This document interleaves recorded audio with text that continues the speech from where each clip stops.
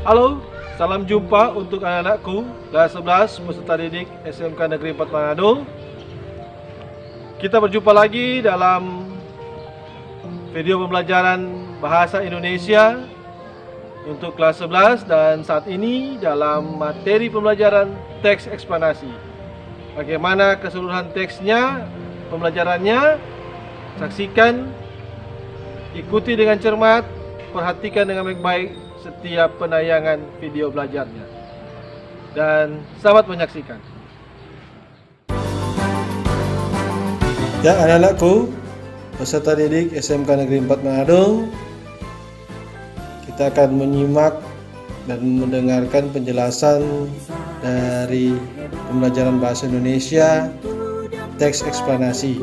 Dan saat ini Nur Paul akan menjelaskan apa itu teks eksplanasi, apa saja yang akan kita pelajari dalam pembelajaran teks eksplanasi kali ini di pembelajaran kedua bahasa Indonesia di tahun ajaran 2020-2021. Yang akan kita pelajari di teks eksplanasi ada pengertian teks eksplanasi, kemudian ada tujuan teks eksplanasi, ada ciri-ciri teks eksplanasi, ada struktur teks eksplanasi, dan ada kaidah kebahasaan teks eksplanasi. Jadi itu yang akan kita pelajari tentang teks eksplanasi. Kemudian selanjutnya untuk teks eksplanasi nantinya tujuan pembelajaran dari belajar teks eksplanasi adalah diharapkan untuk anak-anak peserta didik mampu mengidentifikasi informasi dalam teks eksplanasi,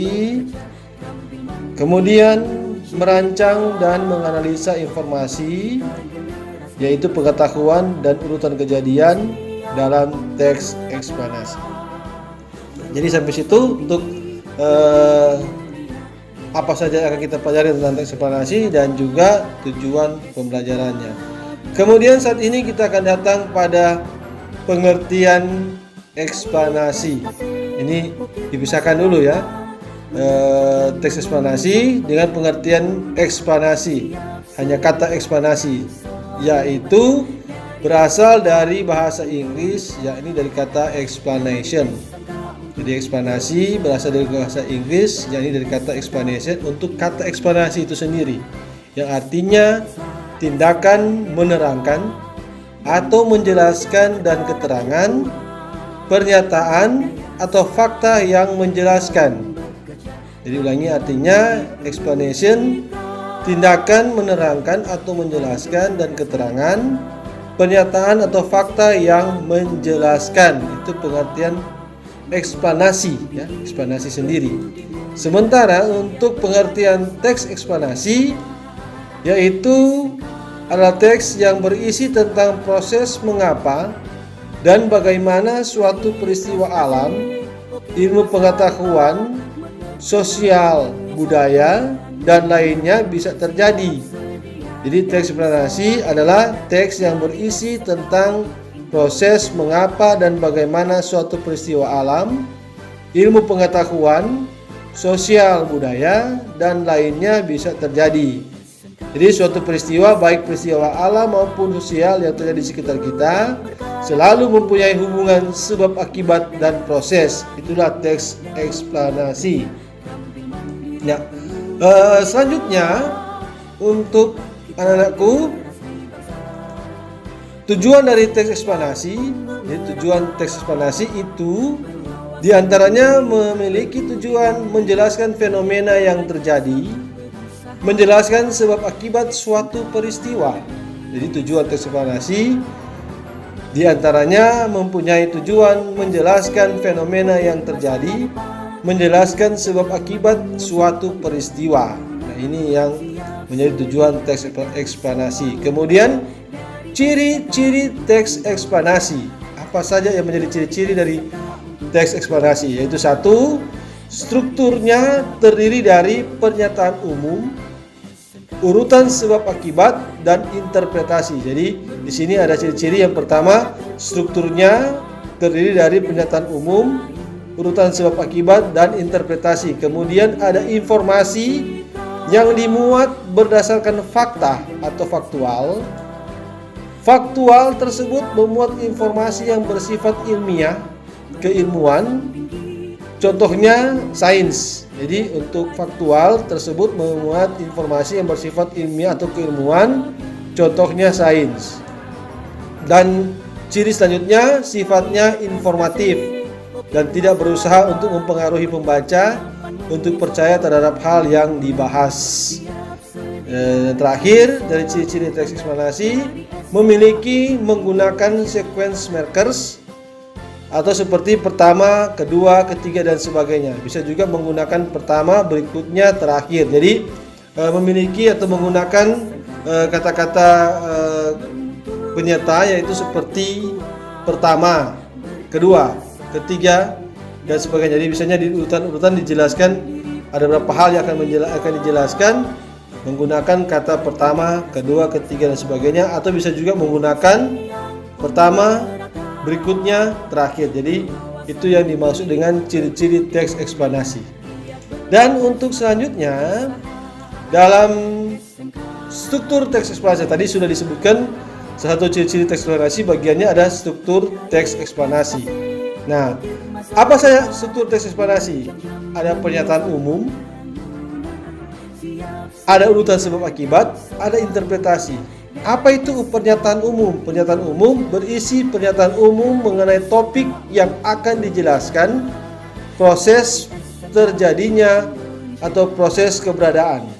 Jadi pernyataan umum dalam struktur teks eksplanasi berisi pernyataan umum mengenai topik yang akan dijelaskan, proses-proses terjadinya, proses keberadaan. Urutan sebab akibat yaitu berisi mengenai detail penjelasan proses terjadinya yang disajikan secara urut atau bertahap dari yang paling awal hingga yang paling akhir. Nah, ini yang urutan sebab akibat yang dimaksud tadi. Ada kata pertama, kedua, ketiga dan berikutnya. Jadi ini urutan sebab akibat dalam struktur teks eksplanasi. Kemudian interpretasi. Struktur teks eksplanasi interpretasi berisi tentang kesimpulan mengenai topik yang telah dijelaskan. Jadi anak-anakku, 3 struktur dari teks eksplanasi yang utama yaitu pernyataan umum, memiliki pernyataan umum, urutan sebab akibat dan interpretasi. Nah, dan selanjutnya kita akan masuk ke pembahasan terakhir dari teks eksplanasi yaitu kaidah kebahasaan teks eksplanasi.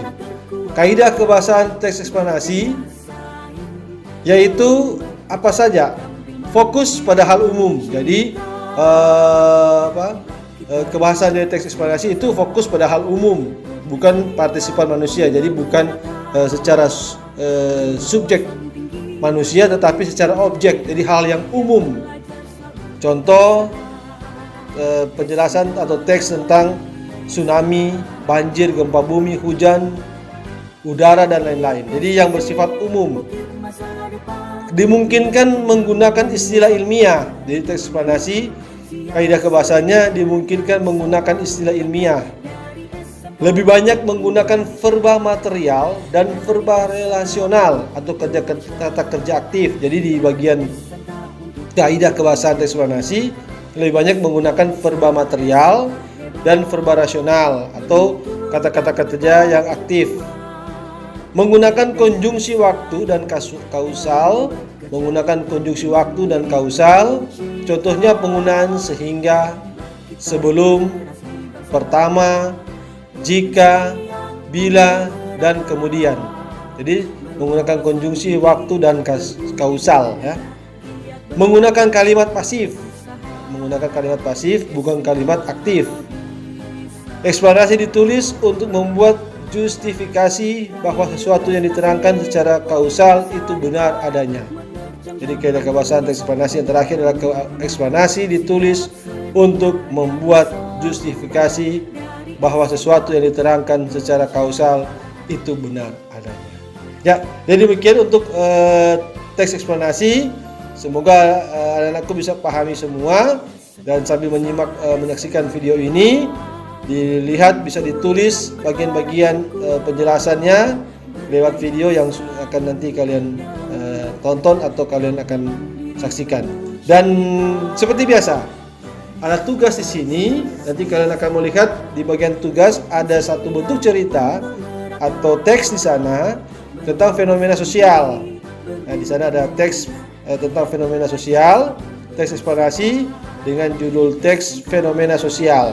Nah, dari urutan teks tersebut akan kalian jadikan tugas belajar, yaitu jadi diminta untuk perhatikan contoh teks eksplanasi di samping ini atau yang ada di depan kalian, dan kerjakan tugas berikutnya. Tugas berikutnya adalah hanya satu tugas, yaitu tentukan struktur teks eksplanasinya. Jadi tugas di samping atau kalimat atau teks fenomena sosial, tentukan struktur teks eksplanasinya, yaitu pernyataan umumnya mana, pernyataan urutan sebab akibat mana, dan bagian interpretasi. Jadi silakan untuk anak-anakku bisa mengerjakan tugas belajar ini dalam waktu yang tidak terlalu lama, karena berikutnya kita akan masuk ke materi-materi selanjutnya. Ya, demikian untuk pembelajaran kali ini, materi kedua di tahun ajaran 2020-2021 untuk bahasa Indonesia kelas 11. Dan seperti biasa, kalian harus tetap semangat, jaga kesehatan, tetap memperhatikan protokol COVID-19. Untuk sampai saat ini masih masa pandemi COVID-19, dengan belajar di mana saja, kapan saja, dengan siapa saja. Selamat belajar, sekian dan terima kasih. Sampai berjumpa kembali dalam materi-materi berikutnya dari Bahasa Indonesia. SMK bisa, SMK hebat.